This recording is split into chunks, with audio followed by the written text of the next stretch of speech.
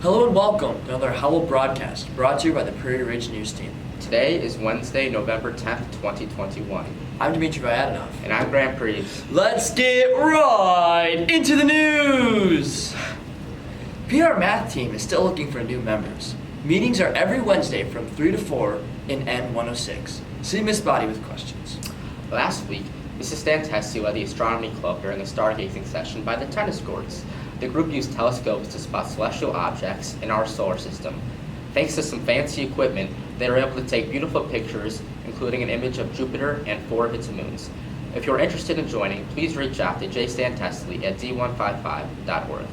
PR German took its first trip back to Chicago on Sunday, November 7th to see Mozart's Magic Flute performed in the original German.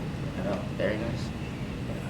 Many PR students attended as first-time opera-goers and left in awe of the powerful voices, beautiful stagecraft, and timeless orchestrations. All PR students are welcome to take part in German Club's events. Simply stop by S301B to see what they have planned next. Now on to some PR sports news. On Saturday, November 6th, our girls' cross-country team placed 10th in state, marking the third consecutive competitive season they have qualified. Many other runners achieved new personal best times. All-state runner Rachel Suko placed 7th overall in the girls' meet, while Will Galon, another all-state runner, placed 23rd in the boys' meet. The team is satisfied with an excellent end to their season.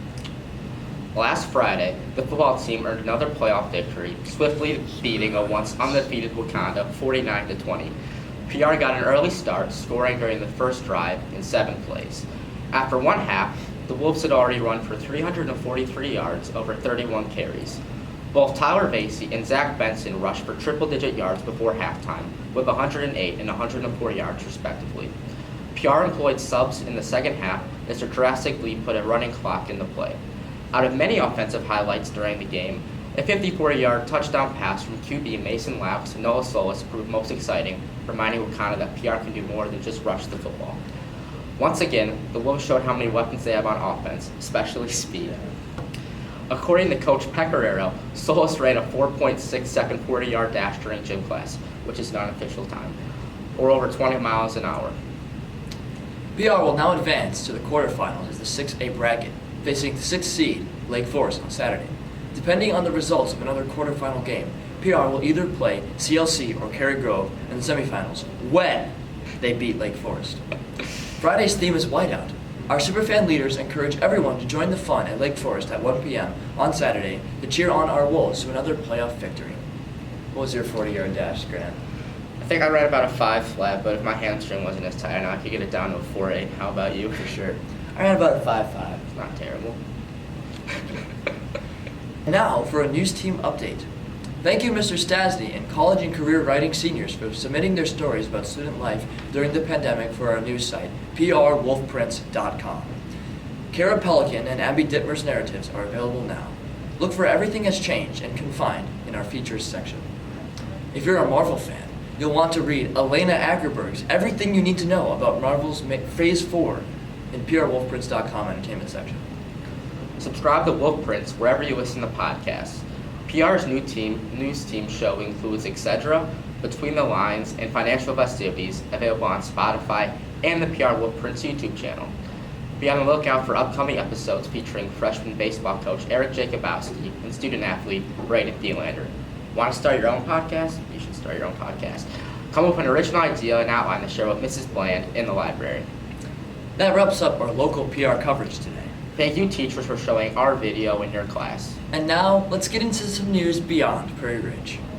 Illinois Governor J.B. Pritzker signed into law this past Monday an update to the previous Healthcare Right of Conscience Act, put into law in the 1970s to protect individuals from receiving specific healthcare services contrary to their personal beliefs. This prevents individuals from refusing to get vaccinated per the new executive order. In a statement Monday, Pritzker said, quote, "Masks, vaccines, and testing requirements are life-saving measures that keep our workplaces and communities safe. Keeping workplaces safe is a high priority, and I applaud the General Assembly for ensuring that the Healthcare Right of Conscience Act is no longer wrongly used against institutions who are putting safety and science first." And finally, some international news. Poland has fortified its Belarusian border with troops this week after mass immigration attempts have been made by as many as 4,000 migrants, mainly refugees from Iraq and Syria, trying to get into EU soil. The EU has accused Belarus of an organized campaign of sending the refugees to Poland on tourist visas in order to travel on the border to the northern countries of Lithuania and Latvia. They claim the reason for this is to sow instability in EU-backed Poland for the EU sanctions on the authoritarian regime under Belarusian Alexander Lukashenko. Tensions are certainly high in the region, and we here at News Team hope the refugees and those living in these trying times are enduring and being safe. We here at News Team hope you're staying happy and healthy. And as always, Thanks for watching.